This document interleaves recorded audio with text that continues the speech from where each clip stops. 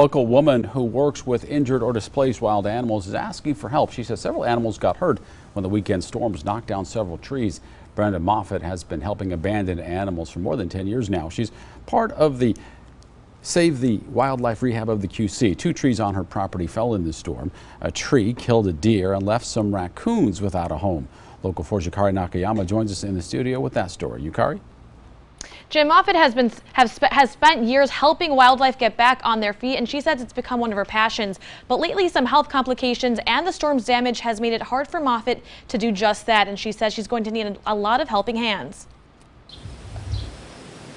This might look like an ordinary Midwest farm, but if you take a closer look, you'll see it's a sanctuary for injured and abandoned wildlife. I am just an animal lover at heart. I was disabled and unable to work my regular job because of my back, and animals are my passion. Brenda Moffitt and her husband have been taking care of all types of wildlife for 16 years.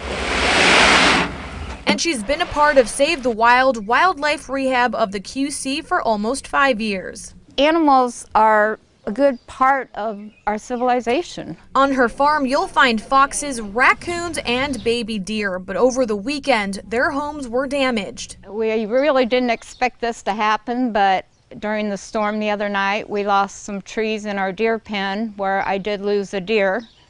And then we have a big tree out in our pasture that all my wild coons live in that has come down. And to avoid any more deaths, Moffitt needs help getting rid of the remaining trees in her deer pen. This limb right over here, if you look up, it's just hanging by just a thread. And that's something that I need help getting it down. And debris from this tree that has kept her from seeing how many raccoons were hurt. I haven't been able to get any help to get out there to get them lifted up off the ground so I can find out if there's any trap or anything else. Moffitt says after her husband's surgery and her recent injuries, they need extra help now more than ever. It takes quite a bit of money and time and effort that we put into it. But what's making these hard times bearable, Moffitt says, is the outcome. It's a long process, but it's very rewarding at the end to be able to release them back into the wild.